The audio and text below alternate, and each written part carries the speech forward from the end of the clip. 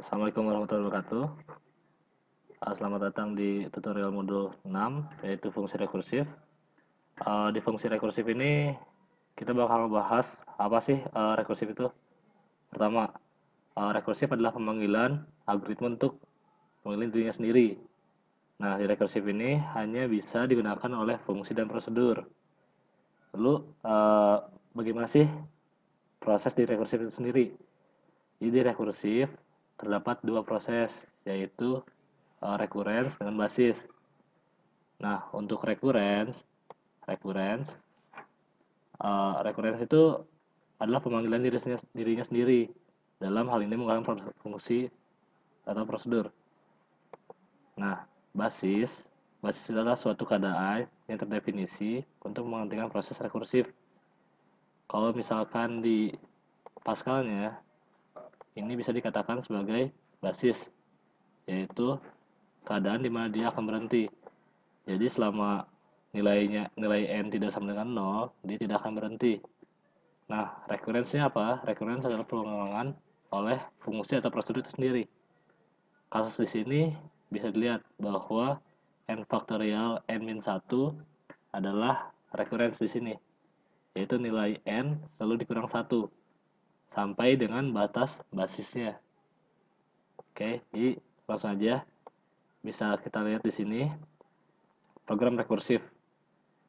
Nah, bisa kita lihat bahwa si n selalu dikurang 1. Lalu bahwa batas n tidak sama dengan 0. Nah, kalau misalkan kita inputkan nilai n itu 5, kita jalankan.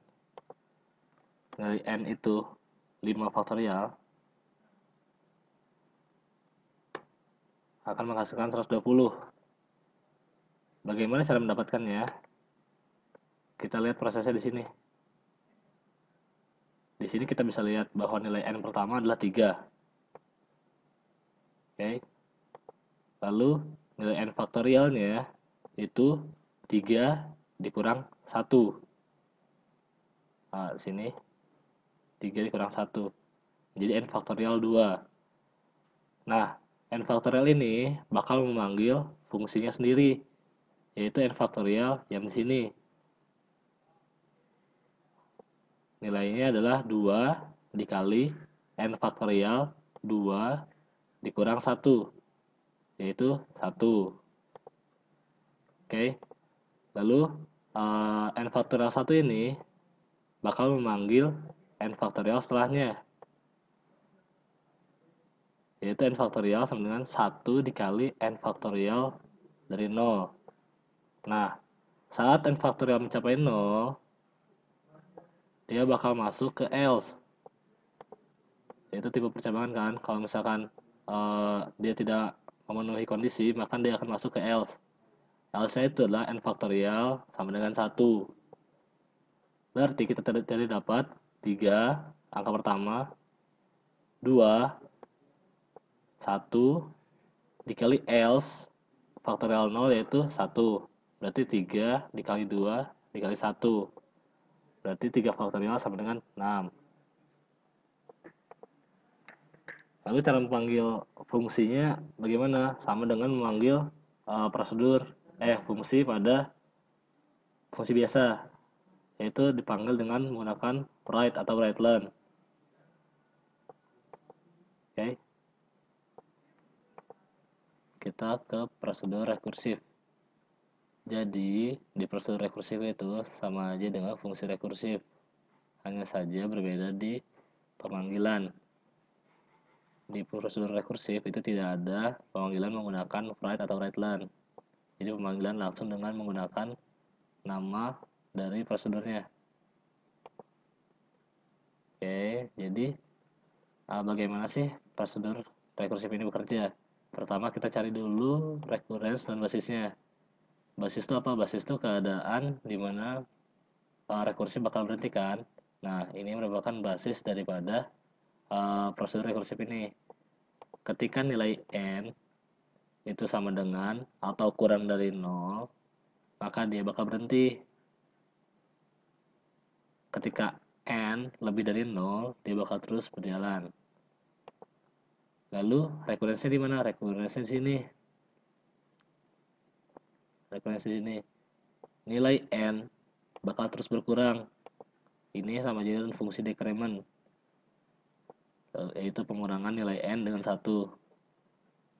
Nah, prosedur itu dipanggil di prosedur itu sendiri. Bisa kita lihat di sini nama prosedurnya adalah input. Lalu ada di dalam prosedur variabel input juga, atau nama prosedur input. Oke, dia bakal terus manggil input tapi dengan nilai n yang berbeda ketika pemanggilan. Jadi misalkan input pertama tuh 3, masuk ke sini ditelaah n 3 lebih besar daripada 0, true. Dia lanjut ke bawah, masukkan nilai n sekarang sama dengan nilai n sebelumnya dikurang 1, berarti kan 3 dikurang 1, berarti nilai input di sini n nya sama dengan 2, di sini sama dengan 2. Lalu lanjut lagi, masuk sini nilai 2 lebih besar daripada 0, true. Lanjut ke bawah, nilai n dikurangin 1, jadi 1. Sekarang nilai inputnya itu 1, masuk ke atas, 1 lebih besar daripada 0, true. Lanjut lagi ke bawah, bisa kita lihat di sini bahwa nilai n sekarang adalah n sebelumnya itu 1 dikurang 1, 0. Oke. Nah, input ketiga ini bakal nginputin 0. Masuk lagi ke atas, prosedur input. Dicek lagi di sini. Apakah nilai n itu lebih besar daripada 0? Tidak kan? N itu tidak lebih besar daripada 0. Maka dari itu, proses rekursif bakal berhenti.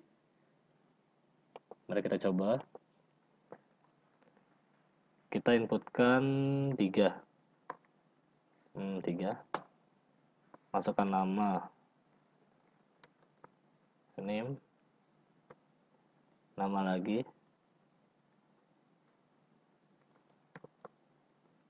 Name. Nama lagi. Name.